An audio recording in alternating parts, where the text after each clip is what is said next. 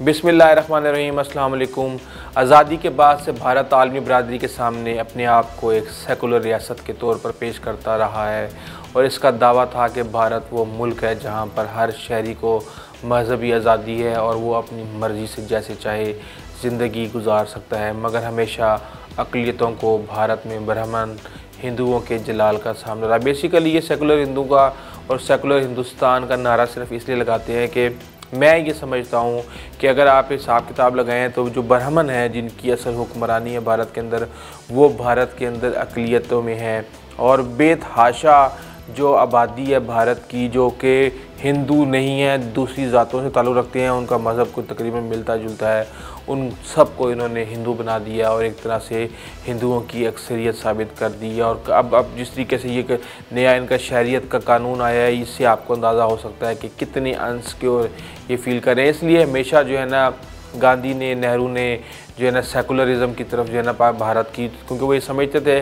कि अगर भारत सर्वाइव कर सकता है तो सिर्फ़ और सिर्फ एक सेकुलर भारत सर्वाइव कर सकता है। अखंड भारत जो है ना, हिंदुओं का भारत, वो किसी सूरत भी सर्वाइव नहीं कर सकता। लेकिन हालिया भारतीय इक़दामात ने ना सिर्फ मुसलमानों को शदीद अदम तहफ़्फ़ुज़ का शिकार कर दिया है बल्कि ख़ुद भारत के सेकुलर मुल्क होने के दावे पर एक सवालिया निशान लगा दिया है और दुनिया भारत से सवाल पूछ रही है, लेकिन मोदी के पास इसका कोई जवाब नहीं है। वो मुँह छुपाता हुआ फिर रहा है, लेकिन बड़ी ढिठाई के साथ जो वो काम कर रहा है उसके ऊपर वो कारबंद है और लोगों के ऊपर जुल्म कर रहा है, कश्मीरियों के ऊपर जुल्म कर रहा है और वो उसका पूरे की पूरी यानी जो आबादी है भारत की, वो ख़ुद उसके ख़िलाफ़ सरापा एहतजाज है। भारत में शहरियत के मुतनाज़ कानून के ख़िलाफ़ कई रियासतों में जारी एहतजाज मुज़ाहिरों को तकरीबन 2 हफ़्ते हो चुके हैं। एहतजाज की शिद्दत में आए रोज़ इजाफ़ा हो रहा है। गुज़िश्ता 2 हफ़्तों के दौरान इन मुज़ाहिरों में पुलिस की फायरिंग के नतीजे में हलाक होने वालों की तादाद तकरीबन 25 हो गई है।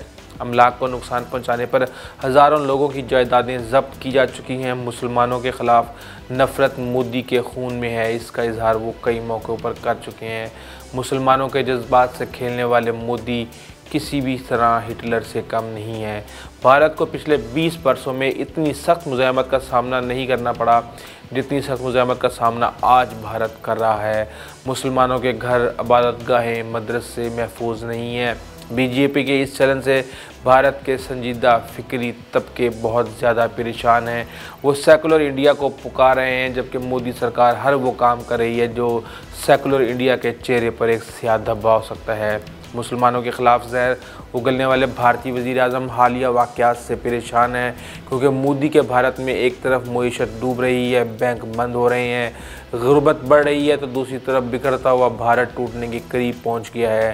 तशद्दुद की हालिया लहर ने भारत की कई रियासतों को अपनी लपेट में ले लिया है। OIC समेत आलमी जो इदारे हैं मोदी को इस इक़दाम पर काफ़ी तनकीद का निशाना बना रहे हैं। वहाँ पर भारत के अंदर से मोदी के ख़िलाफ़ भी बगावत का अलम बुलंद हो चुका है। लाइन ऑफ कंट्रोल पर भारतीय फ़ौज की हालिया फायरिंग और भारत के अंदरूनी मसाइल की वजह से ख़ित्ते का अमन ख़तरे में है। ये वो वक्त है जब हमें दुनिया भर में भारत का मकरू चेहरा दिखाने के लिए सफारती महाज पर भी सरगर्म होना पड़ेगा, क्योंकि ये भारत का हथकंडा रहा है कि जब उसको वहाँ पे अंदरूनी इख्तलाफात का शिकार होता है तो वो बॉर्डर पे मामला को गर्म करके जो है ना टेंशन डाइवर्ट करने की कोशिश करता है। भारत में शहरियत से मुतल्लिक मुतनाज़ा कानून के ख़िलाफ़ एहतजाज में और शिद्दत आ गई है, जबकि चेन्नई में बड़ी एहतजाजी रैलियाँ निकाली गई। इधर नई दिल्ली में कांग्रेस के ऐलान पर एहतजाजी धरना दिया जा रहा है, जबकि कानून की एक तालिबान ने मोदी को जमहूरियत का असल मतलब समझा दिया है। उत्तर प्रदेश में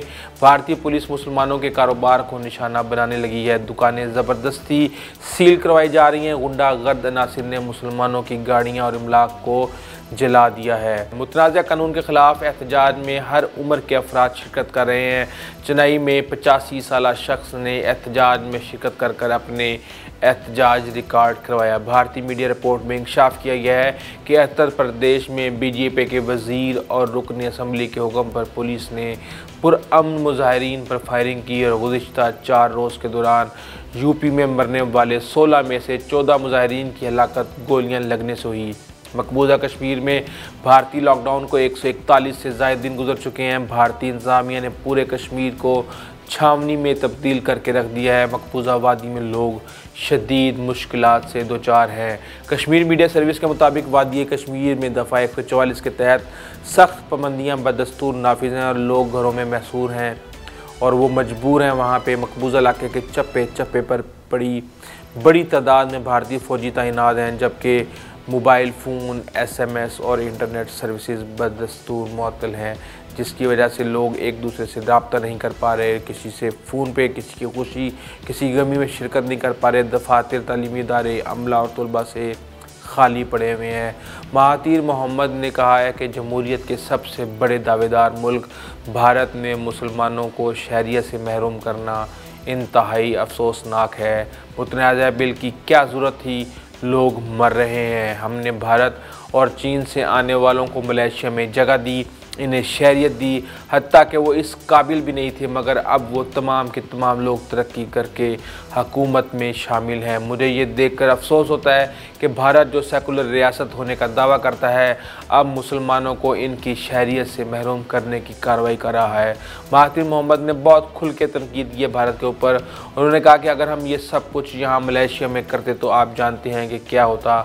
हर तरफ अफरा तफरी होती, मुल्क में अदम इस्तेहकाम होता, हर कोई इससे मुतासिर होता है। देखें, इसमें कोई शक नहीं है कि मोदी ने भारत को नाकाबिल तलाफ़ी नुकसान पहुंचा दिया है।